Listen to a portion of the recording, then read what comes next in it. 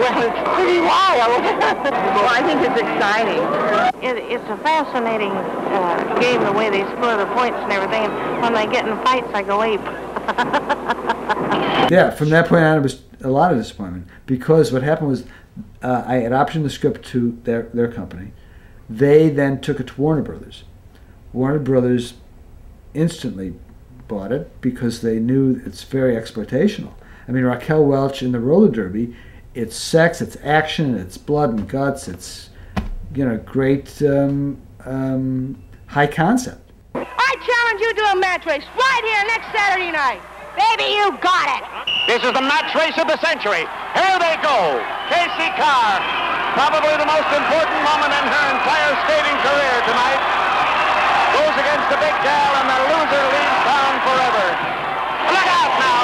Here comes the bomber. She's got it all at stake here. Right to the eye. Down goes the big gal.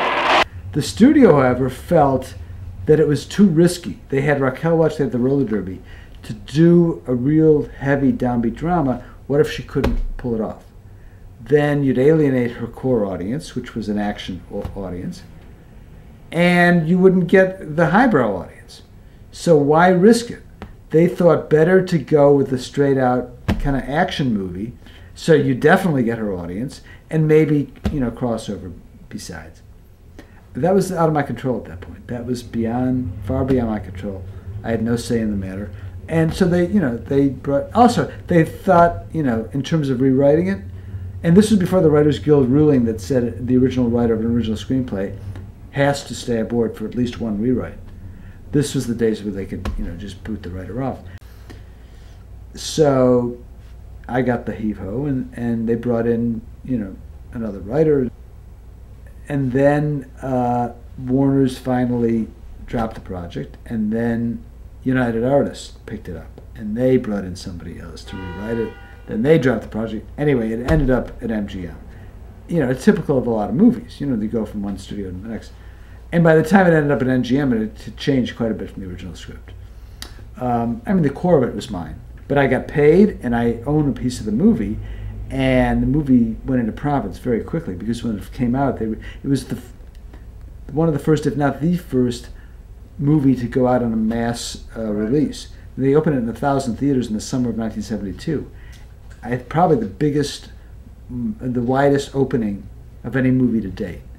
But they thought, you know, they had she was on the cover of Life magazine. Right. At that point, when you made the cover of Life magazine, in that time, that was, everybody knew that. It was very high profile, beyond anything you couldn't. There's nothing you can compare it to today. This is a particularly hard picture physically and technically, and it'd be hard to tackle all of that and the acting when you really haven't had the experience. I mean, I only know now what I didn't know. There was a lot of press on it, and she had broken her wrist while she was practicing skating, so there was all that going on. So, you know, people were the awareness factor of this movie was enormous.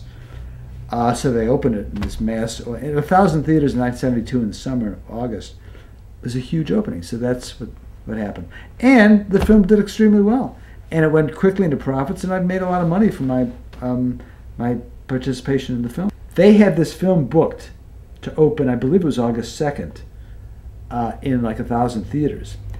And what happened was they were originally supposed to start shooting in January to have it ready for August, but she broke her wrist. This was after, and they had to delay the film for 6 or 8 weeks. So they didn't start shooting the film until April. But in the meantime, they had the film booked before it was even made, because that's how exploitable and how commercial they felt the concept was. Raquel Welch is a roller derby queen, Kansas City Bomber. I've just located my shoulder 3 times. Someone didn't pull their punch, and I got my mouth split open. That took a few days. I had a broken neck. Got a sprain on the back of the wrist. I busted 2 ribs. Broke my left arm. All the cartilage is torn up in my knee. I've had 19 stitches across my head. All my ribs cracked. People like to see action. Someone just pushed you the wrong way at the wrong time, and that's it. So they had the advertising campaign, the poster, everything. That poster mapped out before they even shooting the film. What they hadn't counted on was her breaking her wrist and delaying the film for 6 weeks. So they had to really rush to get the film out in time in all those prints in all those theaters. It took more time then to strike prints of a movie. So they needed all that. They needed to rush this film into release to meet the August 2nd play date. Meaning they were editing the film as they were shooting it. In other words, they'd shot it up in Portland, and they'd send the film back to L.A., and they had a team of editors editing it while they were shooting, because they had to, you know, in that time it took a lot longer, post-production took a lot longer, so they had to speed up the post to get it into the theaters. The first official screening of it was a Friday afternoon, by the way, which I was not invited to, because it was a select crowd, just Raquel, the director, the producers, and the studio executives. But I snuck in, because I said, hey, screw all you wouldn't be here if it wasn't for me. So I snuck in the back and sat in the back, and when the lights came on and everybody's congratulating each other, I showed up. And they looked at me and said, what are you doing here? But you know what? No one cared at that point because they were all thrilled with the movie, because it just smelled like a winner.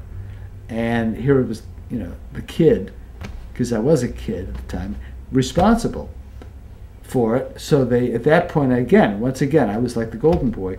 You know, everybody was happy. You know. Was her demeanor consistent towards you throughout? Well, she was up in Portland and I was in L.A., so I never. I mean, at that time, at the. Oh, she was very happy to see me. Very, very, you know, cordial. What was your initial response to seeing it? Being it so different. Mixed feelings. It wasn't my script. It was a long way from my script. But on the other hand, I understood the reasons why they made it that way. And watching it, I just knew it was going to work commercially.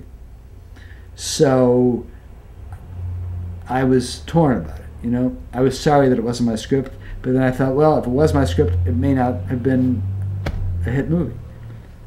On the other hand, I wasn't crazy about the movie they made, but I knew that it would have been commercially viable. And it was. It's interview time with Casey Carr and Buddy Taylor. And Buddy, I've been hearing it, but is it true that somebody has started a rumor around here that Casey Carr is to be traded just to start dissension on the Ramblers? That's absolutely right, Lynn. Somebody started a rumor to cause dissension on the Kansas City Ramblers Club. And there's no truth in it, and I've told Casey that, and Casey knows you'll not be traded. How about it, Casey? Right.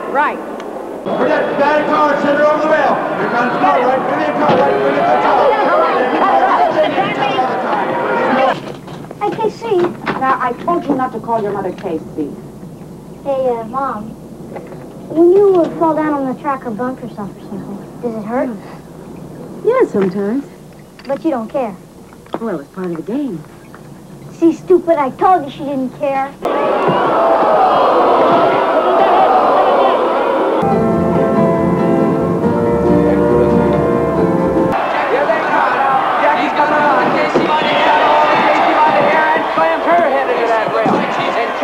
The hell with a fixed bus, the hell with a broken bus, the hell with everybody on it, and screw you. Far out, you guys are like a couple of bullets. Hey, so what about some autographs, huh? Yeah, okay. Hey, we just out for some fun,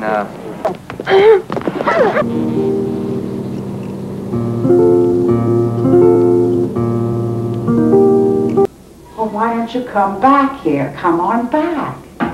Mr. Mallory wants to marry you. You know, there's a dozen girls in this town that jump at the chance to get him. Oh, you're choosy. Yeah, goddamn. Well, right. you're in no position to be choosy. Mom, the dreams are over. You just gotta pay your way. Don't you understand? No, I don't understand. I think it's all a bunch of riddles. It's not riddles. I just want a little piece of the action, so I don't have to apologize every time I turn around. That's all. We'll just have a mattress right here, man, and we're gonna find out who's gonna leave Portland forever. Man, let's skate this thing for real. Just straight out.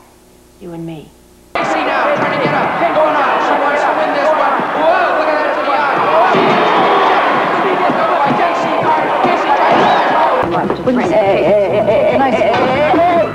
Hey, come on. Go to hell. Hey, Vivian! What? How long? However the hell long it takes, that's how long. Hey, Casey. What's the matter? Don't you think that's funny? No, I don't think that's funny. Don't you think we're pretty funny, huh? Get your asses on this bus! You've never been part of this team, Casey. You've never even really tried, and I could care less, except ever since you've gotten here, this team has gone to hell. And that's my fault? Oh, baby, nothing else has changed. And screw you, sister. I wouldn't give you the pleasure. Just want you to know there's no hard feelings. You dumped me out there. Just something I suppose you had to do. That's right. No increase.